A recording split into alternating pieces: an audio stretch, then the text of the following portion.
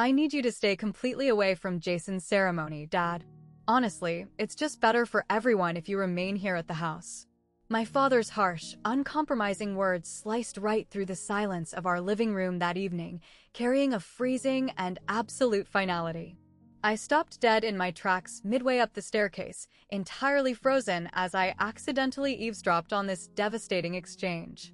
My 78-year-old grandfather, Henry, who was resting in his favorite battered recliner, physically withered. He slumped forward as though someone had just delivered a brutal punch directly to his ribs. "But he is my grandson, and it's his big day," my grandfather whispered, his tone shaking so much it was barely a breath.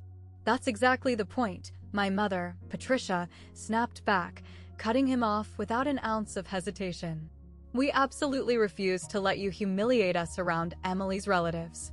The Thompsons are highly respected, high society folks. Do you get it? I am the head of this family, and I'm crafting a reputation for my kids," my dad bellowed, his voice echoing off the walls. "I refuse to let your presence tarnish our image in front of them. You are not going." End of discussion. If you are tuning into this video right now, please hit that subscribe button and drop a comment telling me where in the world you're watching from, because the events that unfolded next completely shattered my family's reality. And trust me, you are not going to believe how it all played out. My name is Sarah Mitchell. I am 29 years old, making my living as an independent freelance writer based out of Portland, Oregon. This whole nightmare truly kicked into gear roughly 3 weeks ahead of my older brother's nuptials. Jason, who is 26 and works in the marketing sector, was getting ready to tie the knot with Emily Thompson. Emily just so happened to be the daughter of one of our city's most elite, prominent attorneys. But to truly wrap your head around how my parents could spew such toxic, cruel things at my grandfather, I have to give you a little background on our family dynamic. My dad, Richard Mitchell, is the owner of a mid-sized real estate development firm. He has perpetually bragged about his financial triumphs, aggressively pushing the narrative that he built his empire entirely with his own two bare hands. However, the dark little secret that almost nobody knows is that 15 years ago, when my dad was practically drowning in massive debt following a catastrophic project failure, Grandpa stepped up. He desperately tried to throw my dad a lifeline by taking out a mortgage on his own modest little house just to loan my father $15,000. For an elderly, retired electronics technician who relied solely on Social Security checks to survive, that 15 grand was his entire world. Yet, my dad still harbored a deep, bitter resentment toward him simply because it wasn't a bigger number. I vividly recall a time my dad screamed directly into Grandpa's face, roaring, "Only 15 grand? Other parents hand their children hundreds of thousands of dollars. You are the most pathetic excuse for a father a man could ever be burdened with." I can still picture Grandpa violently trembling, completely robbed of his ability to speak. I was only 14 at the time, hiding behind my slightly cracked bedroom door, with hot tears pouring down my cheeks. Then there was my mother, Patricia.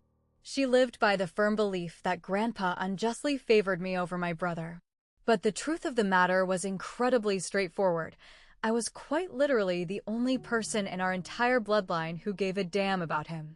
Every single week, without fail, I would make the trip to see Grandpa at least twice. I'd bring him his favorite meals, sit beside him, and happily absorb his nostalgic tales about his 35-year career working at Boeing. Jason, on the other hand, only ever dialed Grandpa's number when he desperately needed a free dog sitter or when his wallet was empty and he wanted cash to go partying with his buddies. Yet, through my mother's heavily skewed lens, Grandpa's warmth toward me was somehow a grand injustice. Whenever he handed me a birthday present, even if it was just a dusty vintage paperback or a simple scarf he had painstakingly knitted himself, my mom would audibly scoff and mutter, "Why doesn't your father ever give Jason anything nice like that?" I exhausted myself trying to explain the reality of the situation to her time and time again. Nobody ever cared to listen. Eventually, the whirlwind of Jason's wedding preparations consumed our household.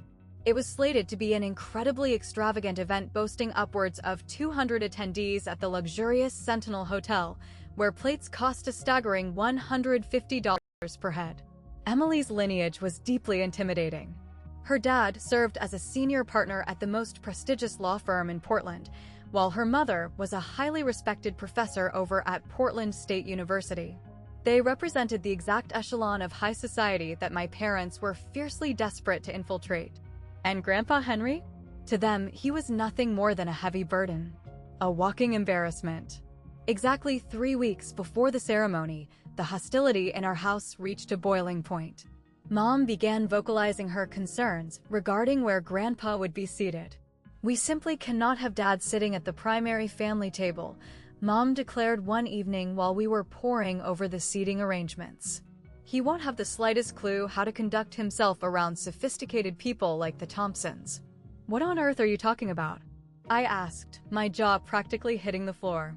"Grandpa is Jason's actual grandfather."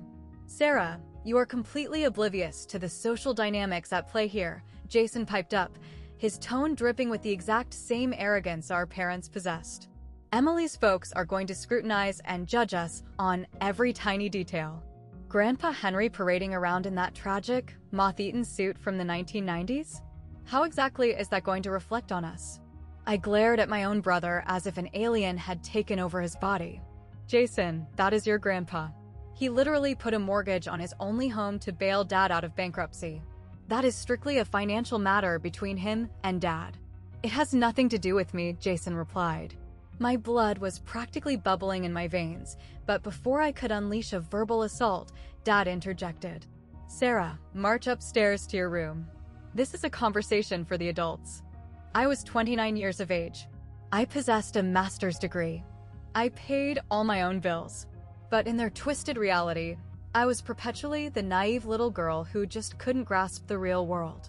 The very next week, I watched in disgust as my mom accidentally neglected to mail Grandpa a formal wedding invitation, even though third cousins we barely knew received theirs. When Grandpa gently inquired about it, Mom smoothly lied, "Oh, please, Dad, you live right here under our roof. You don't need a fancy piece of paper." But I saw right through it. They were systematically, intentionally trying to break his spirit. Then Thanksgiving rolled around, landing exactly 2 weeks before the big day. The entire family congregated at my parents' sprawling, 3,500 square foot mansion located in the upscale West Hills, a property Dad had just scooped up after closing a massive corporate deal. The massive dining table was a vision of excess, heavily laden with roasted turkey, fresh cranberry sauce, buttery mashed potatoes, and gorgeous pumpkin pies. It was the epitome of a magazine cover Thanksgiving feast. But when Grandpa shuffled in holding a warm, homemade apple pie, the exact specific kind Jason used to devour as a little boy, Mom shot at a look of pure disdain. "Just leave that out in the kitchen, Dad. We clearly have an abundance of desserts already," she ordered. I watched the light completely drain from Grandpa's eyes. He quietly placed the pie down on the granite counter without uttering a single syllable. For the entirety of the dinner, he was treated like a ghost.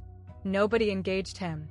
The entire table was intensely buzzing with chatter about the wedding, the upscale venue, the expensive DJ, the luxurious honeymoon getaway to Maui. Grandpa just remained anchored at the far end of the table in total silence, occasionally pushing around a dry sliver of turkey, keeping his eyes glued to his porcelain plate. I physically couldn't stomach the cruelty any longer. "Grandpa, are you enjoying the food? Are you having a good time?" I asked. "My sweet granddaughter, I am very happy," he replied, his voice so fragile and low that only I caught the words. "As long as I get to see you kids healthy and thriving, I am happy." My heart completely fractured. Later that evening, while the rest of the family was glued to a football game on the massive flat screen, I slipped outside to find Grandpa. He was standing completely still on the back porch, gazing out into the autumn yard, watching the yellow leaves drift to the ground. The sharp Portland wind was slicing through the air, and he wasn't wearing anything close to an appropriate winter coat. "Grandpa, please come back inside. You're going to freeze out here," I pleaded. "I'm all right, my sweetheart. I just needed to breathe in some fresh air," he murmured. I stood shoulder to shoulder with him, entirely at a loss for words. After a heavy, prolonged silence, he finally spoke. "Jason is getting married now. When is my beautiful granddaughter going to walk down the aisle?" You know how it is, Grandpa. I'm pouring all my energy into my writing career right now. I know you are, he replied, his tone laced with a haunting sadness. Just, please don't end up like me, Sarah. I sacrificed my entire existence to my work, and now I am left with absolutely nothing but a hollow house and fading memories. Something deeply ominous in his delivery made the hairs on my arms stand straight up. But before I could probe any further, my mom's shrill voice pierced the glass door. Sarah, get in here and help me scrub these dishes. That cold evening would mark the final proper conversation I would have with my grandfather prior to the wedding. Exactly 1 week before the ceremony, a volcanic screaming match erupted in our living room. I was working from my childhood bedroom, having popped over to my parents' place to retrieve some old tax documents. My dad's voice was booming. I have officially made my decision. You are not attending this wedding. But, Richard. Grandpa's voice wavered, thick with panic. I said no buts. Dad roared aggressively. Do you have any concept of who the Thompsons are? Edward Thompson is a senior partner at Sherman and Howard. Martha Thompson is a highly revered academic. They possess high-level connections in every corner of this city. And look at you, a washed-up, retired electronics tech surviving on meager government checks. I am the patriarch of this family, and I am trying to build a lasting legacy for my children. Dad continued to bellow. I refuse to let you humiliate me in their presence.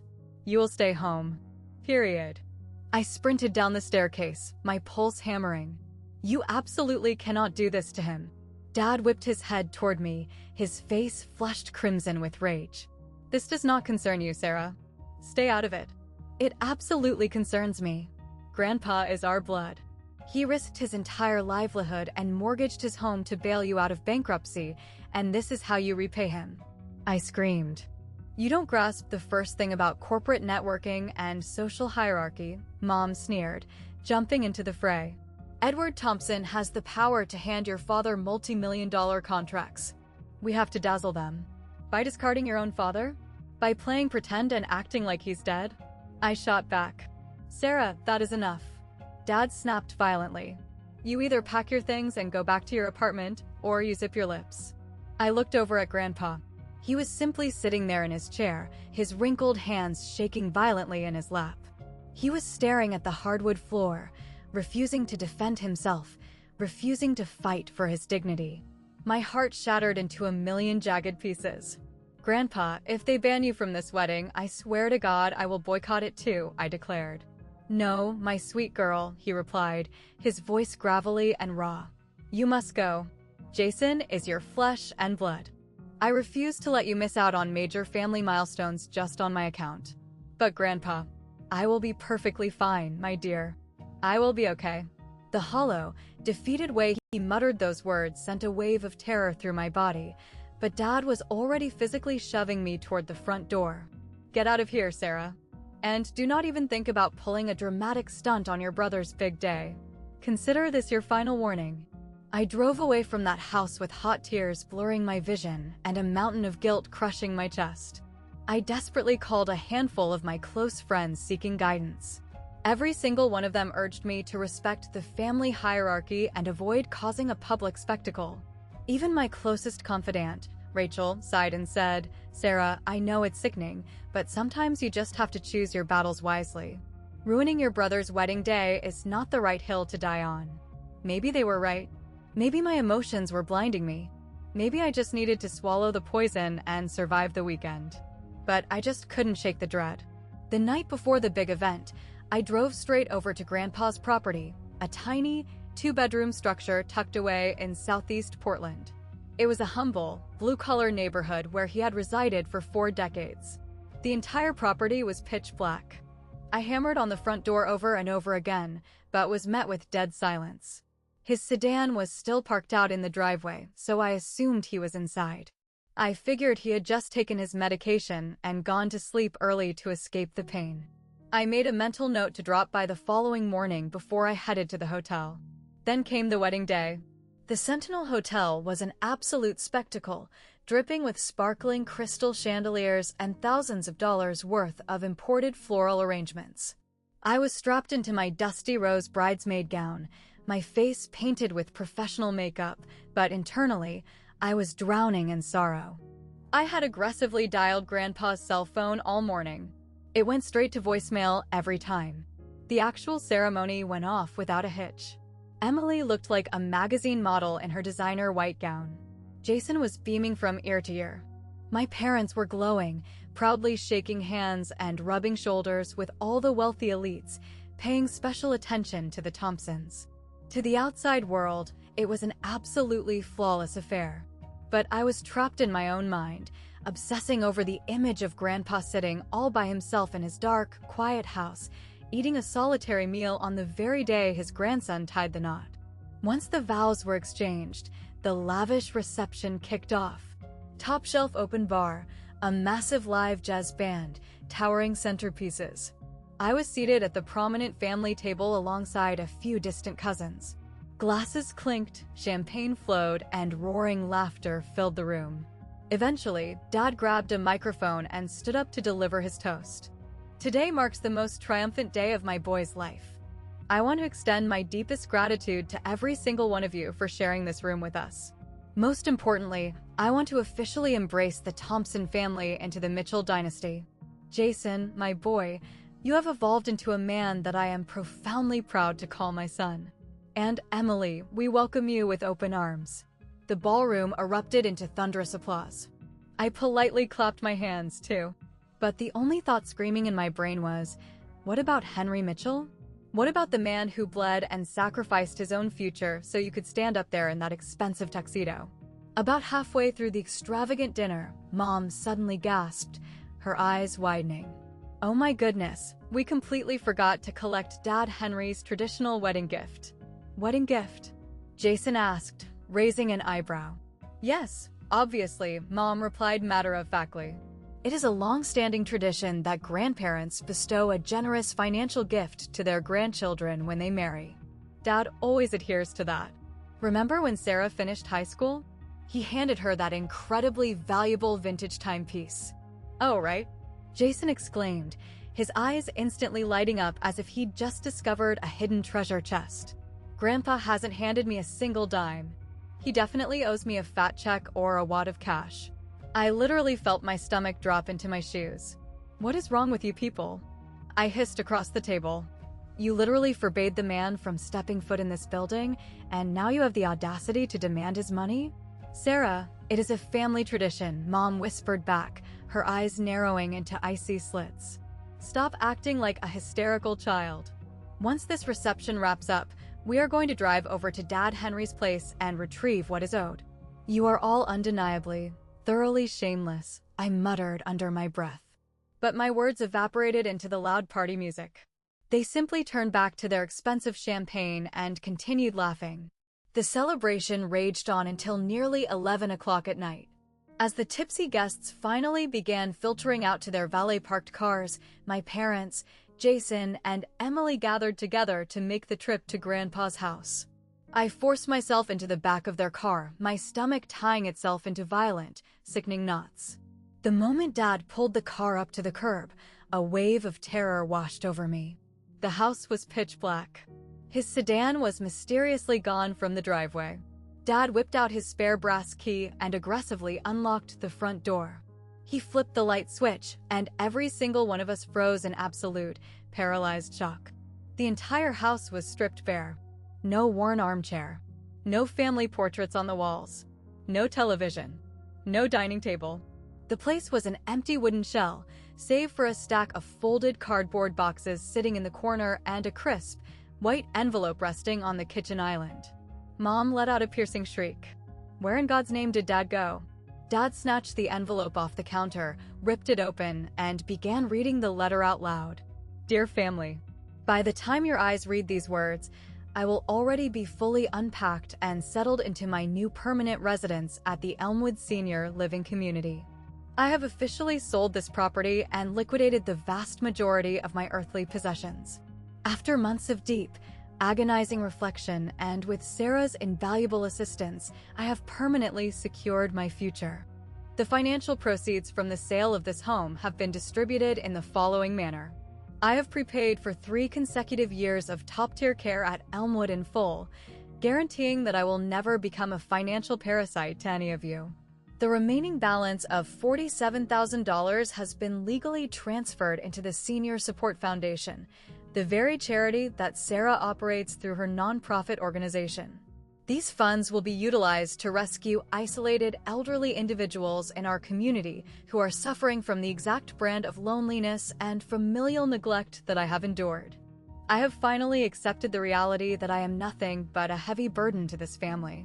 While I appreciate the decades we spent together, it is glaringly obvious that it's time for me to vanish into the background, so you can all parade around your elite social circles without the humiliating anchor of a retired, washed-up technician dragging you down. Sarah, my sweet, beautiful granddaughter, you have consistently been the only ray of sunshine in my twilight years. Thank you for treating me like a human being, respecting my autonomy, and guiding me to a facility where I am treated with dignity. Please do not shed tears for me. The staff at Elmwood are incredibly warm, and they look at me with genuine respect. For the first time in a decade, I actually feel like I exist. I genuinely wish Jason and Emily a prosperous, joy-filled marriage. I sincerely apologize for my absence at the wedding, but I comprehend the optics. I strongly request that you do not attempt to track me down or contact me. I have retained legal counsel, Martin Cooper at Cooper & Associates, to aggressively manage any and all family disputes moving forward. Take care of your own. Henry Mitchell. A heavy, suffocating silence choked the empty kitchen. And then, Dad completely detonated. He handed $47,000 over to some garbage charity fund.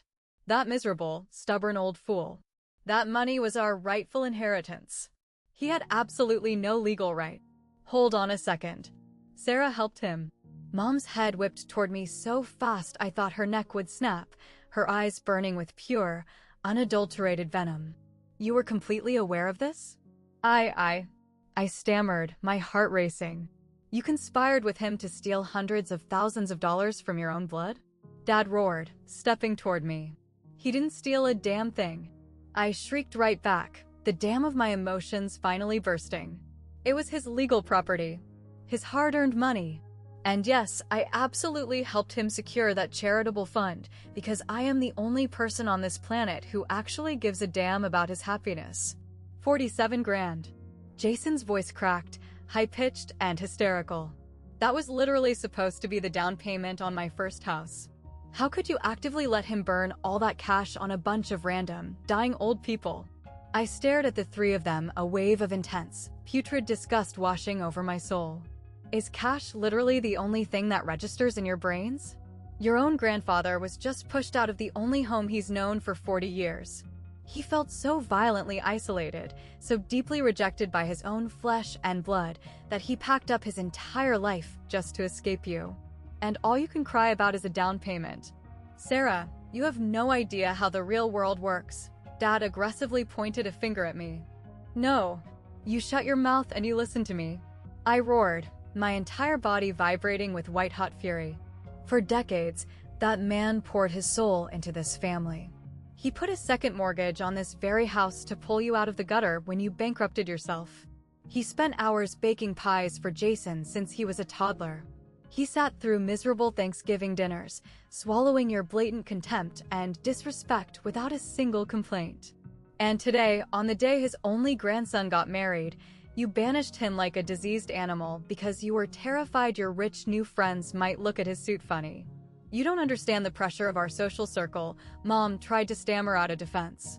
What the hell do you know about being a real family? I screamed, hot tears finally spilling over my eyelashes.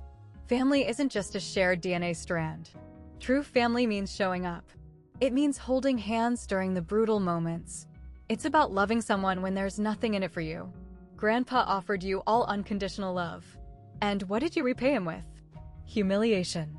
Emily, still wearing her glamorous wedding reception dress, was cowering in the corner, looking utterly horrified. She leaned into Jason and whispered, Jason, I think we need to leave. But I was far from finished. And you, Jason, let's talk about you. You only ever bothered to dial his number when you needed a quick $50, or when you needed a free kennel for your dog, or when your stupid laptop crashed. Did you even once sit down and ask him how his day was? Did you even know he spent 35 years at Boeing engineering the very airplanes that keep millions of people safe in the sky?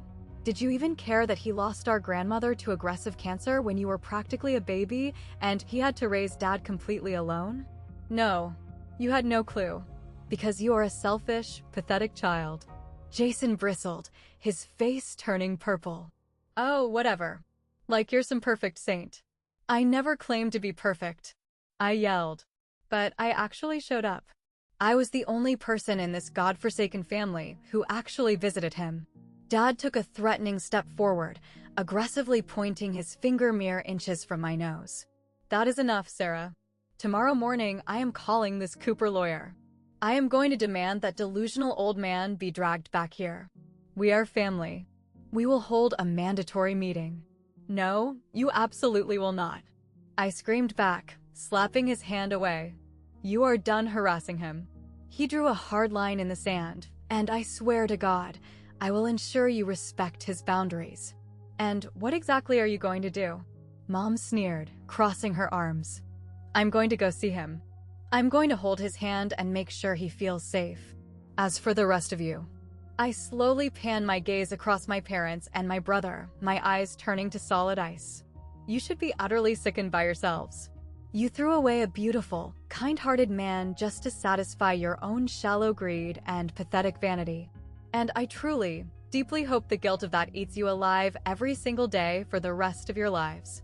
Without another word, I spun on my heel and marched out of that cold, echoing house, leaving them standing there drowning in the deafening silence of their own consequences. The following morning, I navigated my car toward the Elmwood Senior Living Community. It was a remarkably well-kept facility nestled in Beaverton, boasting sprawling, manicured botanical gardens and a brightly lit, incredibly welcoming entrance lobby. The moment the automatic doors slid open, I was floored by the energy. It didn't possess that bleak, sterile, hospital-like depression I had prepared myself for. Elmwood felt vibrant and undeniably homey. The front desk receptionist, a warm-hearted woman in her early 40s named Diana, flashed a massive, genuine smile the second I requested to see Henry Mitchell. Oh my goodness, Mr. Henry. We are already so obsessed with him. He is likely holding court down in the main community lounge. Please follow me. As we strolled down the brightly painted corridors, I watched residents happily gossiping in cozy seating areas. The nursing staff weren't just aggressively checking boxes on clipboards, they were actively sitting down, holding hands, and engaging in deeply personal conversations with the seniors. We walked past a beautiful sunroom where a group of elderly folks were passionately painting watercolors, accompanied by a young nurse who was roaring with laughter at a joke one of the men had just cracked. When we finally pushed open the double doors to the community room, my eyes immediately locked onto Grandpa. He was sitting at a felt-covered table alongside 3 other residents, fully engrossed in a competitive game of cards. A male staff member, a cheerful guy in his late 20s whose name tag read Marcus, was patiently walking them through the rules of a brand new game. I'm telling you, Mr. Henry, your poker face is lethal, Marcus was joking, a wide grin plastered across his face. Nobody at this table can guess what you're holding. Grandpa let out a deep, rumbling chuckle, a rich, genuine sound of pure joy that I hadn't heard escape his lips in over a decade. He casually glanced up from his cards, and his eyes instantly locked onto mine. Sarah, my beautiful girl. His face completely illuminated. Marcus, look. This is the granddaughter I was bragging about. The famous writer. The only one who takes the time to visit me every single week. Marcus immediately stood up, warmly offering his hand to me. It is so incredibly nice to meet you. Mr. Henry literally has not stopped talking about you since he unpacked. He told us you're the only person who never forgets his birthday. A massive, painful lump instantly formed in my throat. Could you guys grant us a quick moment? Grandpa politely asked his new circle of friends. But of course, Henry, replied a sweet-faced elderly woman with incredibly kind, sparkling eyes. Her tag read Margaret. She gently patted Grandpa's forearm. We will be waiting right here whenever you're ready to jump back in. And you better not flake on us for movie night later, you hear? I wouldn't miss it for the world, Margaret, he promised warmly. I watched the group slowly shuffle away, and I pulled up a padded chair directly beside my grandfather. We just sat there, soaking in a heavy, emotional silence for a solid minute. You are probably furious with me, aren't you? He finally mumbled, looking down at his hands. Furious? God, no, Grandpa. I choked on my words, fighting back a wave of tears. I'm deeply heartbroken that they pushed you to this extreme. But I am not angry at you. I helped you organize the finances because I fundamentally respect your right to choose your own peace. You were the sole person who actually kept their ears open when I brought this up months ago, he softly explained. When I casually floated the idea of Elmwood past you last summer, you didn't roll your eyes. You didn't call me crazy. You physically drove me here, walked the halls with me, and meticulously read through all the intimidating legal contracts. My mind flashed back to that exact afternoon. Grandpa had nervously called me, asking if I'd be willing to tour a facility with him. When we pulled up to Elmwood, he was practically vibrating with anxiety, yet there was a glimmer of hope in his eyes. We killed 3 whole hours touring the rooms, interviewing the staff, and strictly observing how the nurses treated the vulnerable people in their care. I noticed how the aides memorized everyone's first names, how they asked specific questions about the residents' pasts and hobbies. They didn't view these people as expiring patients, they viewed them as living history. The employees inside this building actually possess a heart, Sarah, Grandpa continued, his voice thick with emotion. Just this morning, a lovely nurse named Lisa handed me a mug of coffee. She perfectly remembered that I take it with exactly 1 sugar packet and a tiny splash of milk. She memorized that from my very first introductory meeting. When was the last time my own mother bothered to remember how he drank his coffee? The answer was never. She never cared enough to commit it to memory. I aggressively wiped away the tears spilling down my cheeks. That is so incredibly sweet, Grandpa. During dinner service last night, the people at my table actively interrogated me about my life. And I mean really asked. Margaret was utterly fascinated by my decades at Boeing. Another gentleman, Robert, actually spent his career in aviation too. We sat there and excitedly babbled about the golden days of airplanes for over 2 hours. Tell me, Sarah, when was the last time anyone sharing our bloodline ever asked me a single question about my career? Again, the tragic answer was never. They fundamentally did not care. But the absolute greatest part about this place, Grandpa said, a massive, peaceful smile stretching across his face, is that not a single soul here stares at me like I am a burden. Nobody aggressively sighs when I start a long story. Nobody pulls out their glowing cell phone and ignores me when I speak. They actively listen to me, Sarah. They actually see me as a man. In that profound moment, it fully clicked in my brain. Inside the walls of Elmwood, Grandpa was no longer the tragic, embarrassing old relic wearing a dusty 90s suit. He was Henry Mitchell, the brilliant Boeing veteran, the surviving widower, the deeply loving grandfather, the master gardener. He was a human being overflowing with history, vibrant interests, and immense, undeniable value. About the charity fund you're overseeing, Grandpa suddenly pivoted. I genuinely want to rescue people just like me. Elderly folks who are treated like invisible ghosts by their own flesh and blood.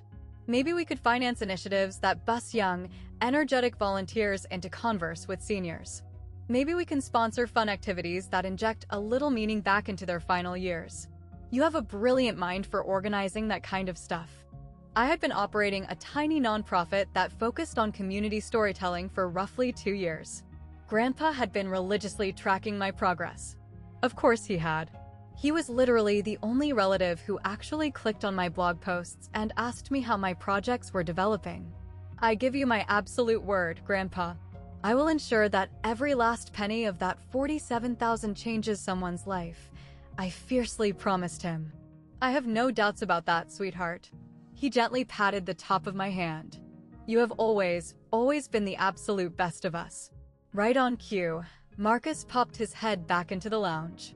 Mr. Henry, I am so sorry to crash the reunion, but the afternoon concert is about to kick off. That classical pianist from Portland State just arrived, and you specifically told me not to let you miss it. Wait, they host live concerts here? I asked, completely surprised.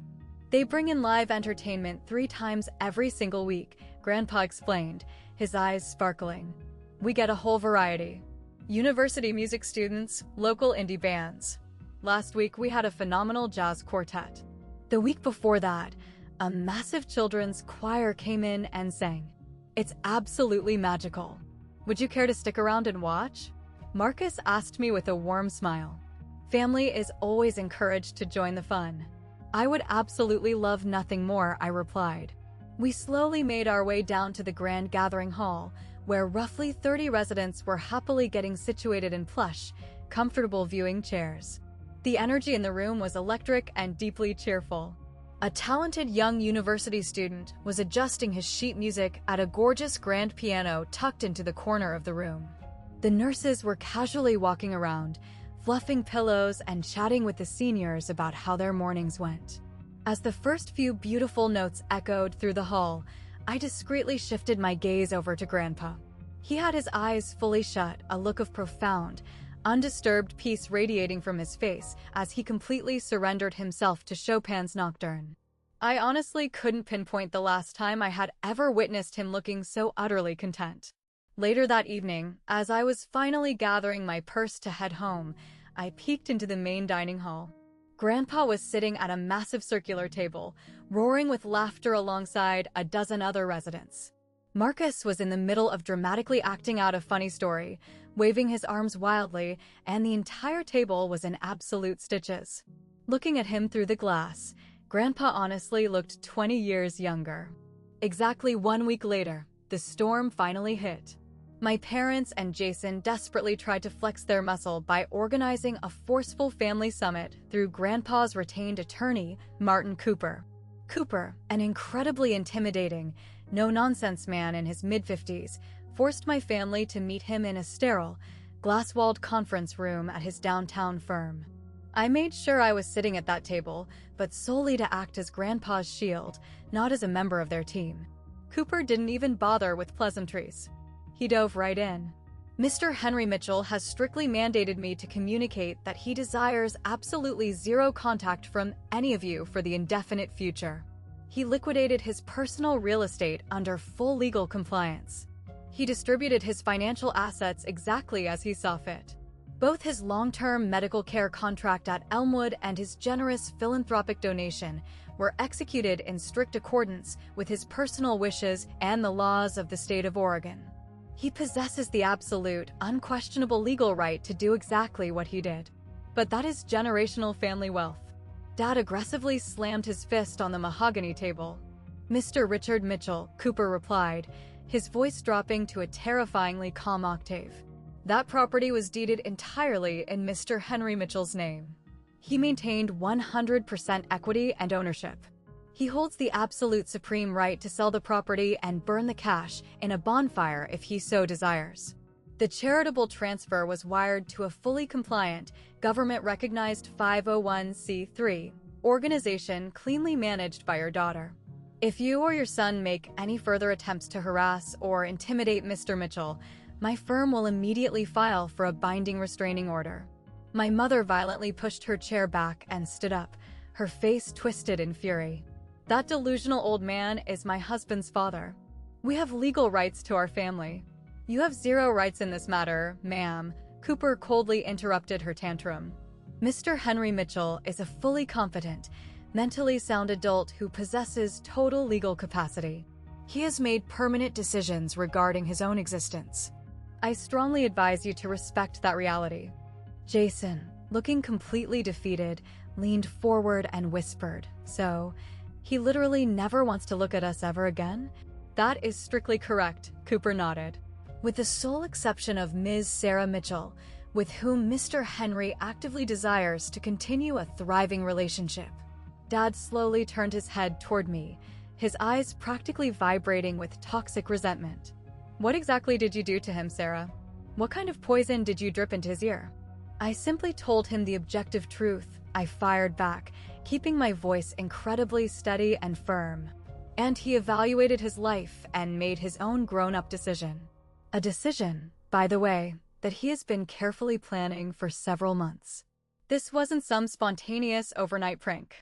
You people were just far too self-absorbed to ever notice. They ultimately stormed out of that law firm suffocating in their own frustrated rage, but legally, their hands were completely tied. There was absolutely nothing they could do.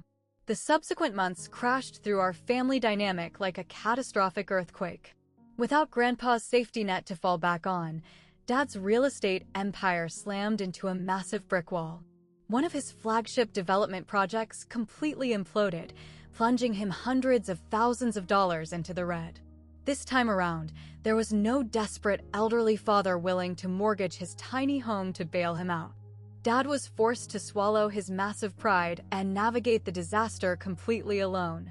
He had to liquidate his obnoxious luxury sports car, brutally downsize his corporate office, and eventually take out a massive second mortgage on the West Hills mansion just to keep the lights on. Mom was violently forced to slash her ridiculous spending habits. The weekly, multi-thousand-dollar shopping sprees at Nordstrom completely vanished. Her extravagant monthly spa retreats were canceled. The lavish, booze-filled weekend brunches with her snobby, high-society friends were a thing of the past. Initially, Mom threw vicious tantrums and blamed everyone under the sun for her misery. But slowly, as the financial scarcity became her new normal, she was forced to look in the mirror. She slowly started to comprehend that her entire value system had been deeply, embarrassingly flawed. She had idolized superficial status over genuine human connection. But Jason undeniably got hit the hardest. His superficial marriage to the wealthy Emily Thompson barely survived 12 months. Emily aggressively filed for divorce after quickly realizing that Jason wasn't remotely mature or financially independent enough to actually build a stable life. She desired a reliable, grounded partner, not a 26-year-old man-child who still heavily relied on his parents to fix his messes. Following the messy divorce, Jason was forced to humbly pack his bags and move back into his childhood bedroom, taking a low-paying, entry-level gig at a no-name marketing firm just to afford his car insurance. At his absolute rock bottom, Jason was slapped with a citation for driving under the influence. A judge mandated him to complete community service, which landed him volunteering at a gritty downtown soup kitchen. It was inside those grim walls that he finally interacted with several impoverished, elderly volunteers.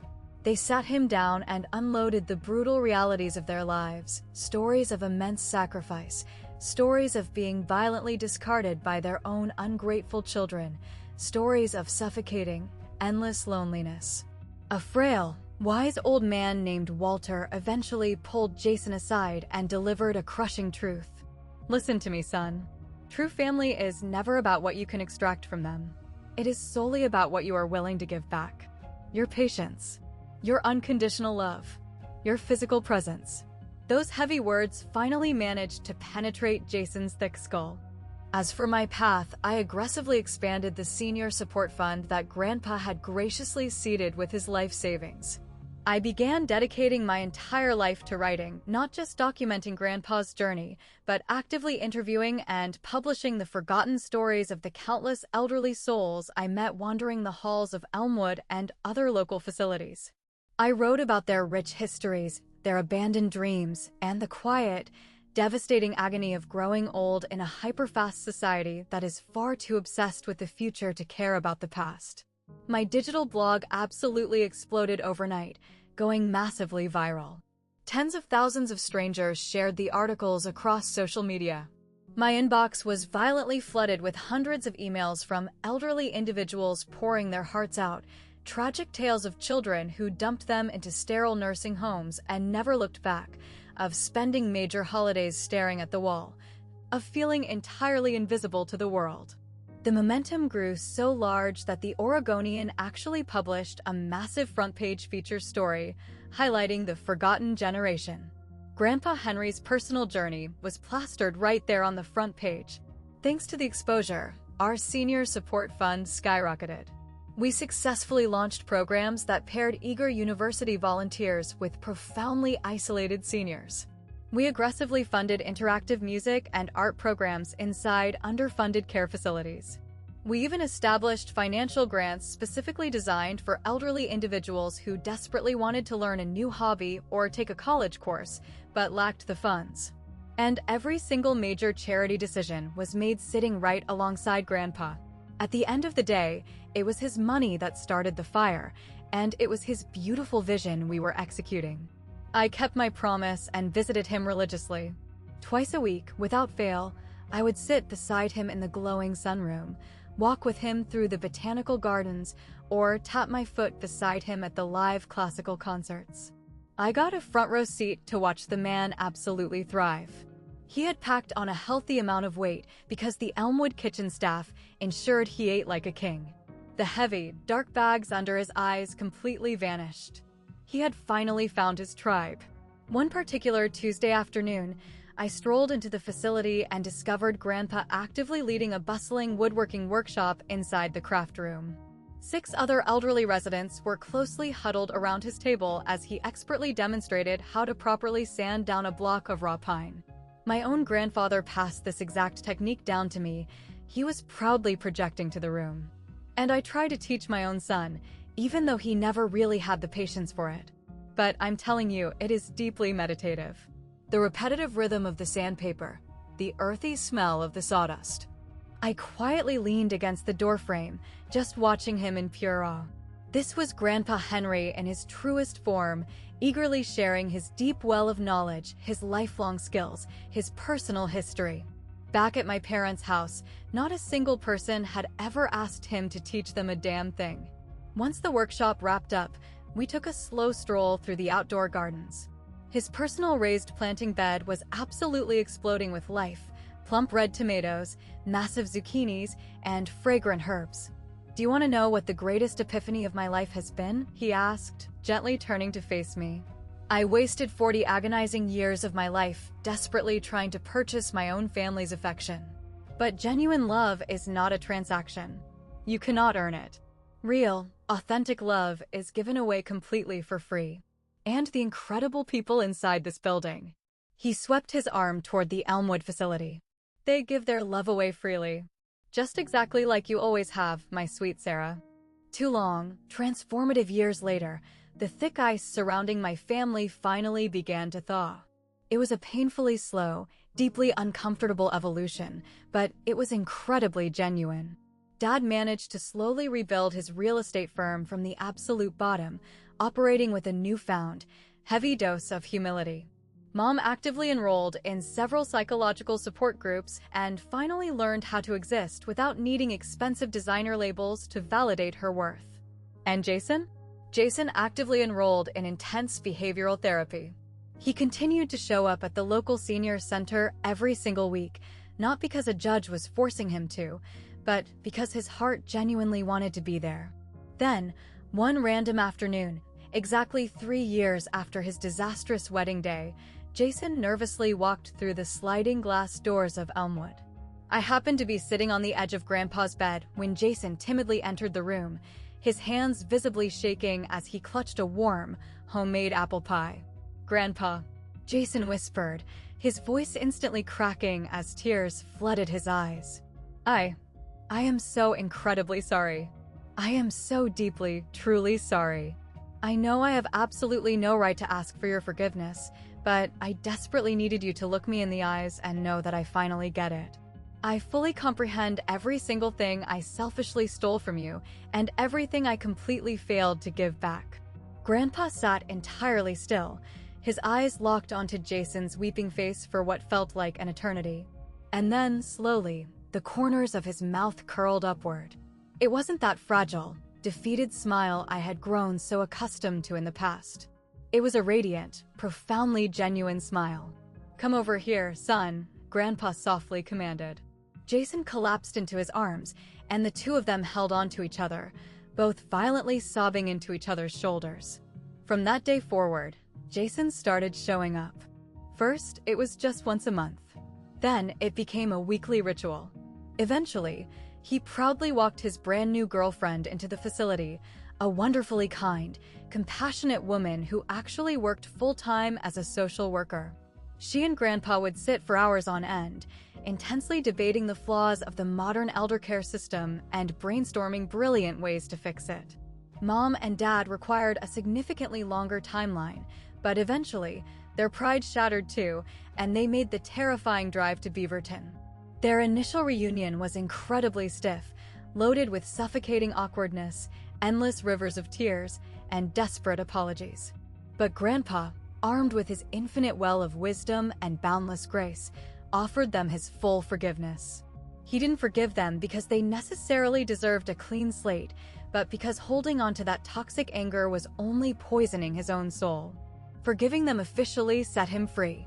Now, I'm not going to pretend this was some magical, Hollywood fairy tale conclusion.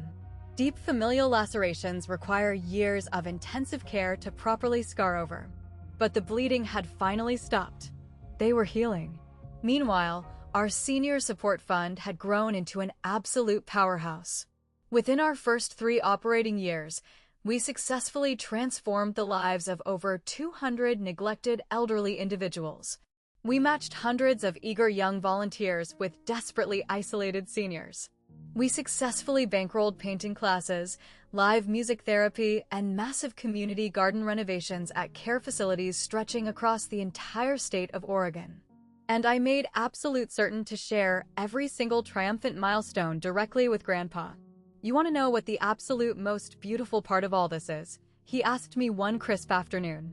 We were kneeling together in the dirt beside his garden plot, his weathered hands absolutely caked in rich soil as he carefully buried a handful of spring tulip bulbs. These little flowers aren't going to officially bloom for several long months. But I am kneeling out here planting them anyway, because I finally know that I actually have months ahead of me. I have time left on this earth. And for the very first time in decades, I am no longer terrified of that time. I am actually excited to see what happens next.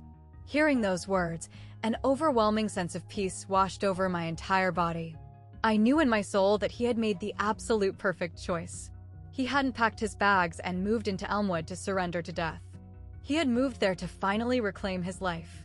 So, I have to ask you guys, if you found yourself trapped in my exact shoes, what would your move be? Would you possess the sheer courage to aggressively confront your toxic bloodline and burn the bridge, or would you bite your tongue and suffer in silence just to keep a fake peace? Please, drop down into the comment section below and let me know exactly how you would handle this nightmare. If this story struck a chord with you, please do not forget to smash that like button and subscribe to the channel for more crazy, real-life family stories. Thank you so much for watching all the way to the end. And always remember, true family has absolutely nothing to do with sharing the same DNA. It is entirely about unconditional love and mutual respect. Real family is actively choosing to spend your precious time with someone and holding their hand through every major milestone. And sometimes, the truest family isn't the one you happen to be born into. It's the family that you consciously choose to build, or the one that actively chooses to truly, deeply see you for who you are. I don't owe my toxic relatives a damn thing. I owe myself the absolute truth. And I owed Grandpa Henry the profound, unconditional love that he had always deserved.